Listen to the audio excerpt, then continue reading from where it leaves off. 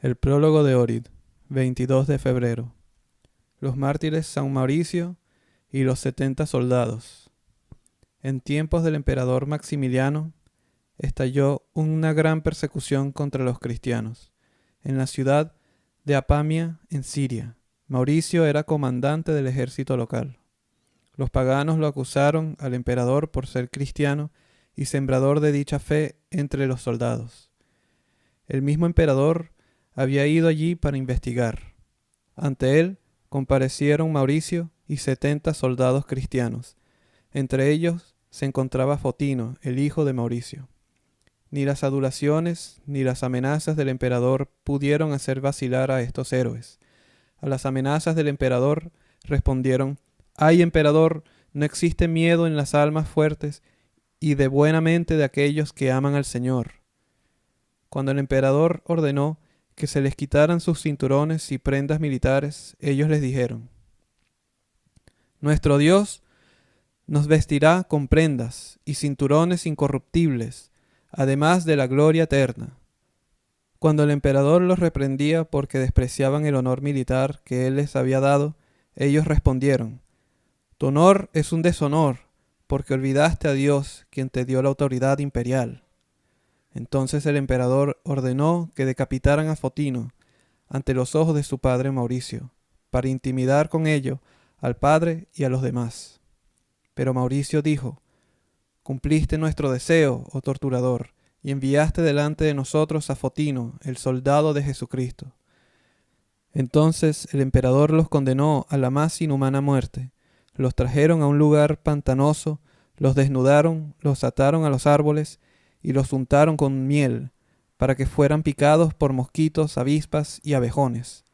Al cabo de 10 días, después de muchos sufrimientos, entregaron sus almas a Dios, y se fueron para alegrarse eternamente con los santos ángeles en el cielo.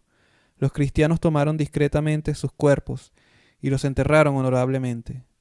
Estos valientes soldados de Cristo sufrieron alrededor del año 305. Los santos mártires en Eugenia, cerca de Constantinopla. En tiempos del emperador Arcadio fueron exhumadas las reliquias de muchos mártires de Cristo, entre ellos las reliquias del apóstol Andrónico y de su ayudante Junia. Romanos 16:7. Estas reliquias fueron encontradas gracias a la revelación de Dios a un clérigo, Nicolás Calígrafo. Solo el Señor conoce sus nombres, quien los escribió en el libro de los vivos en el cielo. En el siglo XII, el emperador Andrónico I construyó un espléndido templo sobre las reliquias del apóstol Andrónico.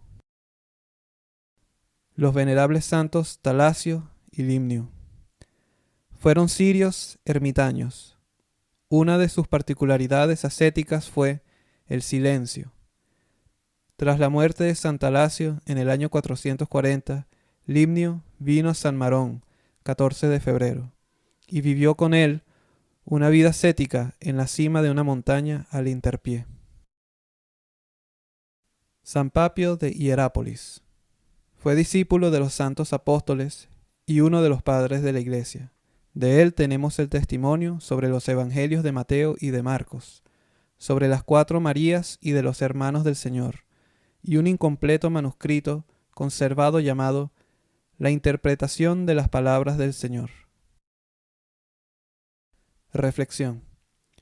Sobre la constante permanencia en Dios, San Antonio enseña: que tu alma esté con el Señor en todo tiempo, y que tu cuerpo esté en la tierra como si fuera una estatua, que estés siempre de pie ante el rostro del Señor, que el temor de Dios esté siempre presente en ti. Del mismo modo, el recuerdo de la muerte y la repulsión de todo lo mundano. Debes morir cada día para vivir, porque quien tiene el temor de Dios, éste vivirá para siempre. Sé siempre vigilante para no caer en la pereza y la desocupación. Odia todo lo mundano y aléjate de ello, si no esto te alejará de Dios. Odia todo lo que te lleve en perjuicio de tu alma. No te desvíes de Dios por cosas efímeras. No aceptes el ejemplo del más débil que tú, sino del más perfecto. Que sean modelos y ejemplos tuyos aquellos que amaron al Señor con todo su corazón y que hicieron buenos hechos. Por sobre todo, permanece en oración y da gracias a Dios por todo lo que pasa contigo. Si cumples todo lo que está ordenado, recibirás la herencia.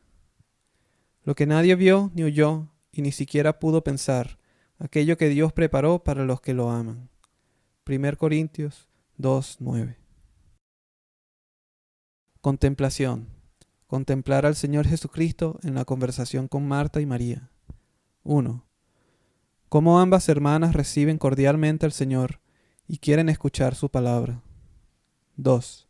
Cómo María ofrecía la hospitalidad espiritual, mientras que Marta ofrecía la hospitalidad material al huésped divino. 3. Cómo el Señor se alegra más de nutrir a alguien espiritual que de ser nutrido materialmente. Sermón. Sobre los insensatos que son más sabios que el mundo. Nosotros somos insensatos por amar a Cristo. 1 Corintios 4:10. Así habla el gran apóstol Pablo, quien se manejaba al inicio con la sabiduría del mundo, la cual está contra Jesucristo, hasta que reconoció por un lado la mentira y podredumbre de la sabiduría del mundo, y por otro lado la luz y la firmeza de la sabiduría de Cristo. Entonces el santo apóstol no se enfadó contra el mundo por llamarlo insensato por Cristo. Tampoco desafiándolo, hesitó en llamarse con ese nombre. No tiene ningún valor para nosotros cómo el mundo nos considerará en el futuro. En cambio es importante, y eso es lo más importante, cómo los santos ángeles nos considerarán y llamarán en el cielo, cuando después de la muerte nos encontremos con ellos. Esto tiene una importancia crucial, mientras que el resto es nada. O somos insensatos para el mundo por Cristo, o somos insensatos para Cristo por el mundo. Pero qué corta vida tiene el sonido de una palabra del mundo. Si el mundo nos dice insensatos, el mundo morirá y su palabra también. Entonces, ¿cuánto vale su palabra? En cambio, si los celestiales inmortales nos dicen insensatos, estos no morirán, ni se nos quitará como eterna condena. ¿Acaso es sorprendente que todo aquel que no cree en el Dios vivo, ni en la vida eterna, ni en la encarnación de nuestro Señor Jesucristo, ni en su resurrección, ni en la verdad del Evangelio, ni en la eterna misericordia y justicia de Dios, considere insensato aquel que cree en todo eso? Ojalá cada uno de nosotros que hace la señal de la cruz no solo soporte fácilmente, sino también con satisfacción de recibir el nombre de insensato por Cristo. Alegrémonos y regocijémonos si los no creyentes nos llaman así, porque significa que estamos cerca de Cristo y lejos de los no creyentes. Alegrémonos, regocijémonos y repitamos con un fuerte eco a los oídos del mundo: sí, sí, en verdad somos insensatos por Cristo. Oh Señor omnisciente, fortalécenos con tu poder, para que no nos espantemos ni del mundo infiel, ni cuando nos azoten con latigazos, ni cuando nos insulten con sus palabras por tu nombre.